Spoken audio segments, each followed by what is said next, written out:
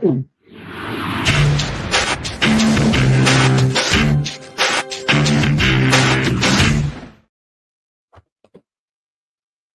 everyone and welcome to Ful-on, your Fulham-centric football podcast. I'm your host, Ash Woolford. Joining me for tonight's special episode is the whole gang. AJ, how you doing? All good, all good. Drew, how you doing, buddy? I'm doing well, my friend. Good to see you guys. And Mozza, how you doing, mate? I'm ecstatic. Obviously, we're here to do a bit of a different episode. You know, we are still planning on doing our usual match review for the Spurs game. That'll be a separate video, which is going to come out tomorrow morning as planned. But news has broke over the weekend of stuff that, you know, it's got the Fulham fan base talking, something I feel like we want to discuss because it sort of hits the nail on the head an awful lot about being a fan of a football club like ours and the way that we often get treated by players and sort of football agents and the news as it is. You know, we're all aware of the story that came out over the weekend about comments that Andreas Pereira allegedly made in Brazilian news. I'll say allegedly because there is some concern about the translation of some of the comments that he made, which wouldn't be such an issue if it wasn't the first time that it had happened. It's probably now the second or third time since he's joined the club that he has had news stories about him that's either been pushed by him or, you know, his agency or whom or whatever, basically coming across like he's begging for a move away for the football club. And we seem to get very little respect from him during those interviews, whether that's because as he's alleging that gets cut out or not, we'll come to find out. But I thought it was important that we came together as a team and we sort of just had a little discussion about it, sort of get the general consensus of, you know, how we feel about the situation. Drew, I'll start with you, mate, because, you know, we've been speaking about it in our WhatsApp group and stuff. The whole situation with AP is left a really sour taste in a lot of Fulham fans' mouths. You know, we're used to having players that think they're a bit big for the club and want to move on and stuff like that, which isn't a problem if you do it respectfully and just get on with your game, perform, and then move on. But when you have had the 18 months like he has, and then these stories keep coming out, how does it make you feel, mate? Before I get into that, Ash, it might help our listeners, though. I'm sure they're all very well versed exactly what happened. Basically, Pereira conducted an interview in Portuguese with PL Brasilia, where he indicated that over the summer there was interest from various clubs, Nottingham Forest, which we heard about, but also Marseille. He then went on to basically say playing for Marseille would have been, what did he call? He said, unfortunately, it didn't work out, but he praised De Zerbi, who's their current manager. Basically,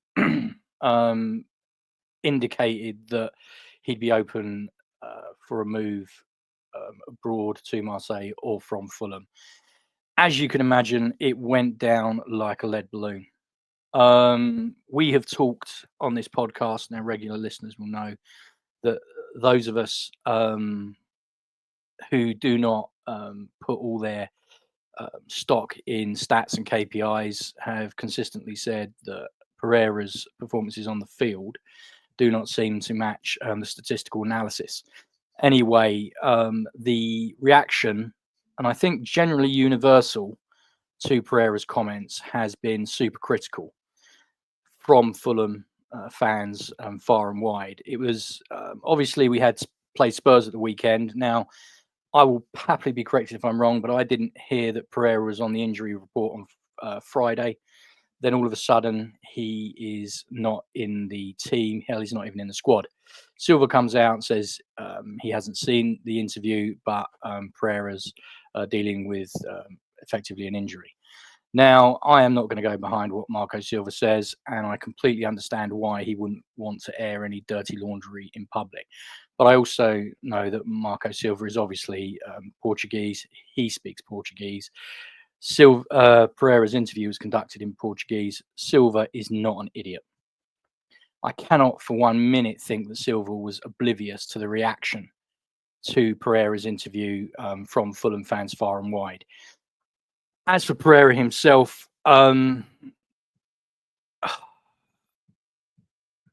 just genuinely don't know what he was thinking. I mean, he's 28 years old. He's a professional footballer. He gets paid incredibly well to do a job that most of us would do for a fraction of the money if we could. He has talked about leaving Manchester United as the best decision he ever made. He's got into the Brazil squad on the back of his move to Fulham, and he conducts himself like he's too good for us. Now, I know there are Fulham fans out there that say that we should draw a line under it, and it's been dealt with now. Pereira came out and he said that he was misquoted. That was then rebuked or rebuffed because they actually released a record of the video interview, which I myself posted on Twitter today and other people have posted. Then there was a further statement made by the journalist where people are trying to calm the fires. However, there is no way, and I mean no way, anyone in their right mind will believe Pereira's version of events that he was misquoted. There simply wasn't. I mean, for him to come out and carry on the way he did, I mean, if we draw the parallels with Polina was actually at Bayern on the last day of the transfer window when it all fell apart. He was on the verge of moving to one of the biggest clubs in Europe to play Champions League football. But he came back, committed, and when he did finally move, there was not a Fulham fan that I'm aware of that begrudged him of it. And he's still held in massive affection by all the Fulham fans. Pereira, I just ran a quick poll, and I appreciate it didn't get a huge amount of votes because that probably says more about me. But the fact of the matter is, overwhelmingly, Fulham fans were quite happy to see him go. Quite happy to see him go. And the result of the weekend, when we played the midfield we did, and I know, Ash, we're going to get onto that, showed that we can do without him. Showed that we can do without him. As far as I'm concerned, I'm not going to boo him if he plays for Fulham again, but he has done himself, in my view, irreparable damage. For the people that didn't like him and thought he was overrated, this just is going to be effectively confirmation of what they always suspected. Even his detractors, the best they can, or even his supporters, I'm sorry, the best they can come up with now is, look, if Silva sorted it out, if Silva deems him good enough to play for the squad, then we should get behind him, which is an idealistic and romantic view, but that's not how fans work. That's not how fans work. I will be very surprised if there are not recriminations at the cottage at some point. And I fully expect him to be sold either this January or this summer. He's 28. His resale value is not going to get any bigger. I think he's got a couple of years left on his contract. Is that right, AJ? Am I right there? I'm not sure on Pereira's contract. One of the few things I don't keep track of. I think he's got 2 years left. He's got 2 years left. Got 2 years left. 2 years left. There's no sign of an extension on the table. I fully expect him to go. And quite frankly, in my personal view, the sooner he does, the happier I'll be, because I'd rather watch Josh King play. Even if it means we don't make, Europe, I would rather see Josh King play. The whole thing leaves a really bad taste in my mouth. And I'm sorry to say I simply don't trust him. And I don't think I'm alone amongst the Fulham faithful when I say that. So yeah, I appreciate we've got limited time, so I'll just leave it there. But that's my view on it. Yeah, I completely understand what you're saying, and thank you very much for clearing up the whole, just giving us a good timeline and lapse of what happened over the weekend as well. Because for those who aren't aware of it, it is important that you see it. My biggest problem with it, and it's a question that I'll ask AJ in a second, is that could this have been easily brushed off as I've been mistranslated in the press if it wasn't the third time since he joined the club that news like this has come out, either from him speaking in Brazilian press or from his agent or his agent's representatives. Famously, his agent's representative is Kia Jarapchin, who I've spoken about many times in this podcast as being one of the slimiest people in football. There's a reason why he's not allowed to be an agent. There's a reason why he works on behalf of agencies and he isn't one himself, because he's one of those people that he's a bit money hungry, and that's what he does, and he's famous for it.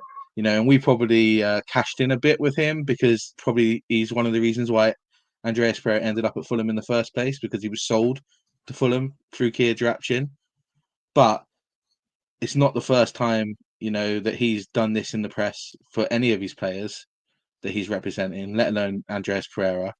AJ, would it be easier to accept if it was the first time he's made these comments and not the third time in the 18 months, 2 years he's been at Fulham that these stories have come out about him? Depends who you ask. Personally, for me, no. You're supposed to be contracted to Fulham. You're supposed to be employed by Fulham. You're supposed to be working hard to be a strong part of the squad. You're one of Marco Silva's star boys, essentially, or that's the way it's supposed to be inclined. Why are you talking to the press at all? If it's not about your international duty and it's not about Fulham, why are you talking to the press, let alone without the club's sign-off? Like, it makes no sense to me. Any player, whether it be the first time or the third time, it could have been Harry Wilson, it could have been, bloody hell, it could have been Tom Kearney, I don't care who. If you're talking to the press without the club's permission and it's not about either your performances in a Fulham shirt or your international duty, why are you doing so? That's my stance on the matter. Like, Tom Kearney's done plenty of stuff with Sky Sports recently. Never once has he said anything negative or derogatory towards Fulham. Pereira jumps on for 15 minutes with some Brazilian press and it's all over the place because he's got nothing but negative things to say. So, yeah. Or so he says, like, if based on the misquote situation, which I think is just a bit of a cop-out, personally. Yeah, I know we've got to try and stay neutral in our position on that because, there's going to be investigations from Fulham into that. We know there will be, and there'll be repercussions for him if he has said what he has said. And I think naturally none of us are Portuguese speakers, so we are going off of the video and the subtitles that were put on the video by somebody else to go off what is exactly being said. And I do know, obviously, if we speak in some other languages, that sometimes the way that things are translated can sound a lot more straight down the line in English than they do in the language that you're speaking in. So we'll go by that. For me, the only thing that is important is that I go by what Marco Silva says, and I fully trust in Marco Silva. I think all of us agree with that. If Marco drops him because he doesn't feel that he's ready for the game, or he should be in the squad, then I back Marco Silva 100%. And Marco wants him back in the squad because he feels that, we need him and he's useful and he's the best thing for us to be playing. I back that too. And I think I agree with Drew with that. I'm not gonna be booing him and stuff if he plays, but it does leave a really sour taste in my mouth that he would do it. And it's not the first time he's done it. And that's the thing. If you're a footballer, no matter what football team you play for, you shouldn't be openly talking about transfers that almost happened or transfers that didn't happen. We often hear it. I think the only exception to that is one that we often hear about when we hear about Anthony Robertson, and people always talk about how he almost joined Milan, but he only fell because of the heart thing that he had going on. That's a bit different because that's a transfer that almost happened before he was anywhere near joining Fulham, and that would have been a historic move for someone like him. So you understand, why that conversation comes up with people, but you don't do it while you're contracted at a club and sit there and talk about transfers that could have happened in the previous transfer window, because it's just not acceptable. We look at, Mitrovic, and I think every man and his dog knew he was going to Saudi Arabia, but Marco Silva was still sat there saying that, he's a Fulham player, and until I hear otherwise, he's a Fulham player, and he'll defend him. And I back Marco Silva to defend any squad like that, because that's what you want your managers to do. You want your manager to have your players' backs. That's what you want. And you don't want him to throw him under the bus just because you never know when you're going to need that player. And, it may just be a case of he's slightly unhappy now and he's throwing his toys out of his pram, which I'm not saying is the case. It just could be what's happening. And then, in 3 weeks' time, it's absolutely fine and you move on. Mozza, I know that you're a bit down the middle on this, and, you're not really, ready to, you're not baying for blood and stuff. But, for you as a Fulham fan, is it just a case of if Marco's happy, you're happy, and you go by that and you just move on and you just keep going? But if Marco's not happy and he sells him in January, like Drew says, you're also happy for that, because ultimately all you want is for Marco Silva to have the squad he wants, and that's it. I think it's very much that, Ash. Marco Silva is someone who's very diplomatic, but as you just said, he is someone that has players' backs. He is also someone I certainly wouldn't want to disagree with. In terms of what happens with Pereira, the ship has sailed for me. I think this is sort of irreparable. I don't mind if he goes in January. I don't mind if he goes at the end of the season. I don't mind if he goes now, but it can't be that soon, unfortunately. The thing I wanted to say about this whole debacle, and please don't get me wrong here, where I'm going to compare it to the situation that's happened with Greg Wallace over the last 72 hours, which is a bit of a weird coincidence. I'm not comparing Pereira to sexual misconduct allegations, but where that has happened to Greg Wallace of MasterChef and he's had to step away. Don't know if any of you have seen, he released a video statement trying to the women of a certain age comment. Women, yeah. Can you imagine women of a certain age, middle class women, 4,000 contestants in 20 years of MasterChef, blah blah blah.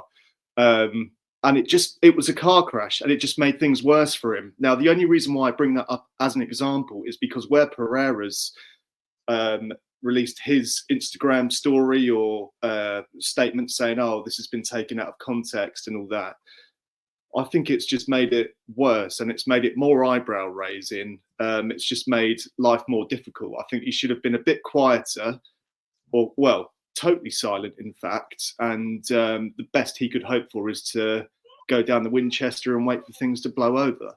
But Mozza, hasn't he? Sorry to interrupt there, but Mozza, wasn't the mistake with? I don't disagree. I think putting out a statement, he had to do that. But I think where he screwed up is he attacked the journalists that interviewed him in Brazil. Because what did they immediately do? Yeah, they released the video of the interview. Oh, is that right? Okay, I wasn't. Yeah, I wasn't that's what was all over Twitter today. I mean, that was. I mean, he would have known. He would have known that video or that interview was recorded because it looked like it was done via Teams. So they recorded it so they could transcribe it. So he comes out and says it's been misquoted, and then they just release it. Well, either he's very silly or he's a genius, and that could be a red herring where he thinks, "Oh, I can say this stuff," and then they'll release the video, and then that will show other clubs that I'm interested. Obviously, that's still a horrible way to go about business and things, but that's a real double bluff, Mozza. It really is, yeah. But I don't trust anyone these days. But yeah, I don't think he's that bright. And as Ash has already said, he's got people around him that will engineer a move. I just think he got caught out. Got desperate. It just all goes to back up my point, though. Like that, I think he's done the wrong thing of handling PR. Yeah. For me, my biggest problem was that he released the statement, which is fine by me. That coming out and defending yourself by a statement isn't a problem for me. I tell you, when you don't do it, 2 minutes for the game that you've just been dropped for kicks off. You don't do it then. Right? You do it either straight away in the morning before even news comes out you've been dropped from the team. So people just look at it and they go, okay, it's disciplinary action. He won't be the first player to be dropped for saying something stupid. He won't be the last. We move on. Or you do it the next day and you try to give a controlled response to it. Because what he actually did was he then turned what should have been a relatively positive post-match interview with Marco Silva from a lot of journalists into nothing more than them repeatedly asking, why was Andreas dropped? Why was Andreas dropped? And it didn't matter what Marco said. He kept getting asked. And eventually he came out with the line that he wasn't technically ready for the game. Whatever that is, whether that's mentally, physically, whatever. But, Marco doesn't need that, especially not when his side have just had a really good game and got a decent result away at Tottenham and gone with that. I think for me, I want to put a line under the whole Pereira situation. We all know, everyone knows that we like to be critical of him on this podcast because we watch him play every week. Everyone knows who sees me on Twitter, who watches me on this, that I have got no problem making comments about the way he plays because he frustrates me. He's one of the most frustrating footballers I've ever seen, right? And I made the point on Saturday that he should be dropped for Sunday, not because of the comments that come out in the post, but because he's been absolutely woeful for the last 18 months as a footballer, right? And I stick by that. For me, if you're a professional footballer and one who of his age who has been a professional for long enough and has played for the biggest football club in the world, and anyone who's played for Man United, their academy players are given media training from like the age of like 14, right? Because they know the pressures that come for playing for a football club of that size. He's been media trained, so he should know. He shouldn't be that stupid to make comments like that in public, because he should know that they can be misconstrued. And it's not, as I said, it's not the first time it's happened. For me, I'm not over it in the sense of I'll forgive him, but I'm over it in the sense of, if Marco wants to play him, he plays. If Marco doesn't want to play him, he doesn't. If he's sold in January, sold at the end of the season, great. If he stays and he can prove that he's sort of somewhat value to us as a player of the football club, great. He's not going to be the first footballer who comes to Fulham who thinks that they deserve to play for a bigger football club. He will not be the last football player who joins Fulham thinking they deserve to be a bigger football club. For me, if you want to move away and you want to go join the Champions League football team, you want to go join a top four team in any of the European countries, do your talking on the pitch, not in the press. Do what Paulinho did, who we all know he must have come back after that failed transfer last summer in Munich, and he must have been absolutely devastated. But not a single one of us will turn around and say he was nothing but outstanding for us last season. And he absolutely deserved his move that he got at the beginning of the summer to Munich this year. And he was unlucky they didn't get it in January because of the way that it fell down, right? But the professionalism was there. And for me, with AP, professionalism is the key word. It's completely lost. And I think he lost it. Does any before we end this, brief talk about AP, does anybody else have anything they want to add about the situation or anything? For me, I mean, like I say, I mean, I think I've already said, Silva said he wasn't mentally right for it. Silva knows what's going on. I mean, I trust Silva's judgment. Doesn't mean I won't question it. But what concerns me is that I think we've been relatively balanced. I think there are going to be some Fulham fans that aren't. And for them, the bridges will have been burnt. And we've all been watching football for decades now between us. We all know that once players lose the fans, then that's the thin end of the wedge. And I just think his card's marked now, and I think it's only a matter of time before he goes. And I, for one, will not be upset. I, for one, will not be upset. I know Silva said he's crucial to the way we play, but as you've already said, Ash, we lost Paulinho. And we're still doing okay. And there is no way anyone will convince me that Pereira is a bigger talent than Paulinho. I mean, let's be honest. There's no Champions League club kicking our door in trying to get Andreas Pereira. And the fact that he's legitimately considering a move to Nottingham Forest, no disrespect to Forest, but no one's going to confuse them with Bayern. So as far as I'm concerned, it's done. But anyway, sorry, ran over. No. I think we can end this little bit on Andreas Pereira there. Guys, thanks very much for joining me for this. I know it's not an easy one. It's a frustrating thing as a Fulham fan, as a football fan, to talk about. Everyone who's watching this on YouTube, thanks very much for taking the time to get this little episode in. We know it's not the match review that you were expecting. Tomorrow morning, 9 a.m., we are about to record it, our Spurs review, which is going to be wholly a lot more positive than this, I feel. And it's good that we got it out of the way. We didn't want to add it to the Spurs review because there was a lot to say, and we wanted to keep it separate. So we'll see you tomorrow at 9 a.m. for that. And I'll see you guys soon to record it. Come on, you Whites.